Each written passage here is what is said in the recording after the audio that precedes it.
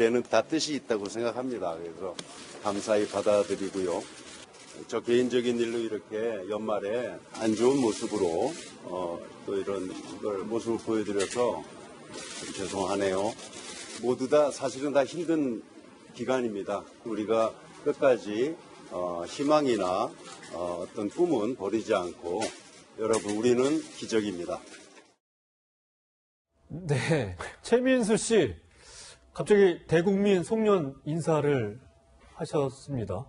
장희영 교수님, 법원 앞인 것 같은데요? 네, 얼핏 보기에는 팬들에게 무슨 송년 인사, 연말 인사 하는 것처럼 느껴지긴 합니다만 저게 재판부 앞입니다. 그것도 1심도 아니고 항소심 2심 재판이 끝난 상태였었고 또 좋은 결과가 나온 것도 아니고 1심과 마찬가지로 유죄가 선고된 상황이었음에도 불구하고 저렇게 이제 밝게 근데 사실은 1심, 2심 결과가 지금 화면에 보인 저 최민수 씨의 모습 때문에 유죄가 선고됐다고 해도 또 과언이 아닌 게 재판부에서 그렇게 말했거든요. 최민수 씨가 분명히 가해자고 피해자가 있는 상황에서도 끝까지 피해자 탓을 하고 자신의 잘못을 인정하고 있지 않은 점 등등을 양형의 이유로 들었어요. 근데 이제 나오면서까지 유죄가 확정된 이후에도 저렇게 밝게 웃으면서 오히려 뭐 힘든 시간은 지나가고 뭐 기회란 이야기도 나오고 많은 이제 단어들이 나오는 게 또 일각에서는 최민수스럽다 싶기도 합니다만 또 피해자 측을 봤을 때는 상당히 또 가슴 아프지 않을까 하는 생각도 같이 듭니다. 네. 네, 최민수 씨 측은 1심에 불복해서 항소를 했는데 결국 또 유죄를 받았거든요. 그 이유가 뭘까요, 김 변호사님? 일단은 뭐 1심에서 집행유예 선고 받았잖아요. 네. 그런데 검찰은 이 형이 너무 가볍다고 해서 검찰도 항소를 했고 네. 그다음에 최민수 씨 측에서는 사실 오인, 법리 오해, 형량이 너무 무겁다 이렇게 해서 항소를 했어요. 그래서 네. 최민수 씨 측에서는 이제 1심 재판부가 사실을 제대로 판단 안 하고 특히 이제 모욕죄와 관련된 부분, 이 부분에 대해서는 뭐 여러 사람이 들을 수 있는 입장도 아니었기 때문에 공연성이 없다. 그리고 본인이 사실은 피해자에게 어떤 유해를 갈 의도도 아니었다. 이제 그런 취지로 항소를 한 거예요.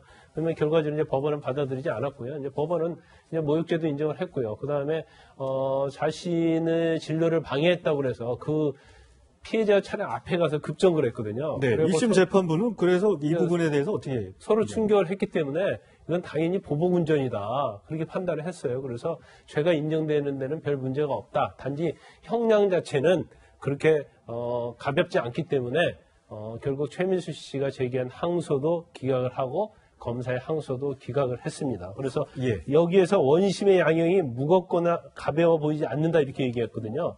그럼 양형이 무겁거나 이 부분은 최민수 씨 측이 주장하는 거고 양형이 가볍다고 하는 것은 검찰 측이 주장한 거기 때문에 무겁거나 가벼워 보이지 않는다. 그러면서 양쪽의 항소를 기각한 거죠.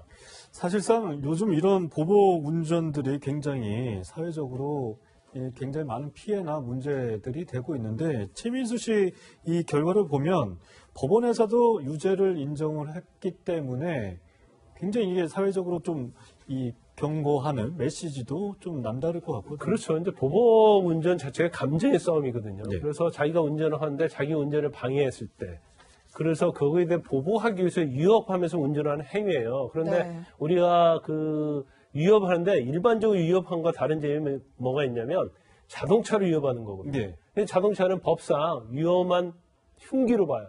그래서 위험한 흉기를 가지고 뭘 하게 되면 앞에 특수자가 붙습니다.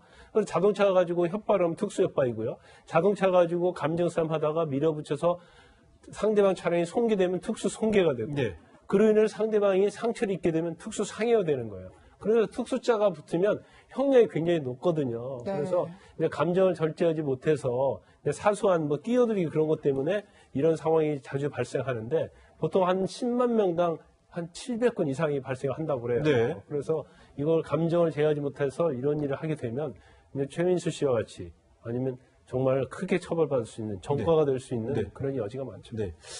장희영 교수님도 뭐 이렇게 여성 운전자시니까 이런 경우 뭐 난폭 운전을 하거나 또 상대방 뭐 남성 운전자가 좀 뭐 사실 욕을 하거나 뭐 이런 경험도 있으실 것 같아요. 예. 이제 그런 부분에 대해서 무섭죠. 예. 예. 그러니까 어떻게 이거는 대응을 하세요? 남녀와 다르게 무서운 일인 것 같아요. 네. 일단은 뭐 보복과 제가 막 그렇게 심각한 보복 운전이나 이런 걸 당한 적은 없습니다만 뭐 잠깐 뭐 끼어들기를 할 때 서로 기싸움처럼 이렇게 네. 깜빡이를 분명히 켜고 했는데도 막 안 껴주려고 오다가 만약 자신이 먼저 못 지나가면 막 빵빵거리다든가 라이트를 켠다든가 이런 것들이 단순히 기분 나쁜 게 아니라 상당히 위협으로 느껴질 수 있는 상황이고 저는 이번 이 재판 결과를 보면서 느낀 게 재판부도 그렇게 이야기를 했잖아요. 그 피해자의 재산 피해도 얼마 되지 않고 경미했어요.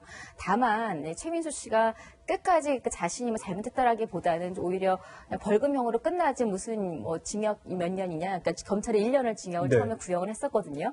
그리고 이제 결과적으로는 집행유예까지 나왔죠. 징역 6월에 집행유예 2년이 나와서 구금은 안 됩니다만 그렇더라도 계속해서 끝까지 자신은 벌금형을 내겠다고 하고 태도 자체가 미안해하지 않았어요. 그러니까 이제 경미한 재산 피해가 있을 정도의 사고라면 내가 진짜 그날 뭐 기분이 안 좋아서 미안했다라든지 이제 이런 난폭 운전이나 모욕성 발언을 한 것에 대한 태도를 좀 제대로 보여줬으면 저는 합의도 가능했을 것 같은 분위기인데 네. 이렇게 끝까지 나오는 것 자체가 사실은 피해자 입장에서는 이런 사람은 앞으로도 계속 이러겠구나라는 공포심을 느낄 수도 있고 재판부도 아마 그 부분을 조금 안 좋게 보지 않았나 생각이 들어서요. 그러니까 보복운전이나 이런 것들은 있어서도 안 되겠지만 네. 당하시는 분들도 함께 대응하려고 하기보다는 제가 볼 때는 가장 좋은 거는 정말 위험한 상황에는 차를 세우고 신고를 하는 게 가장 빠를 것 같습니다. 최민수 씨가 좀 반성의 그런 모습이 보였다면 이런 유죄 판결은 안 나올 수도 있지 않았을까 이런 생각이 좀 들고요. 상고는 하지 않게 되면 이제 재판 끝난 건가요? 그런 이제 확정이 되죠. 그리고 사실 이제 검찰도 양형부당한 이유로 항소를 했기 때문에 검찰도 상고를 하지 않고 최민수 씨 본인도 상고하지 않겠다고 언론에 얘기를 했기 때문에 아마 이걸로 이제 확정이 되죠. 네, 알겠습니다. 두 분과는 여기서 인사 나누겠습니다. 감사합니다. 예, 고맙습니다.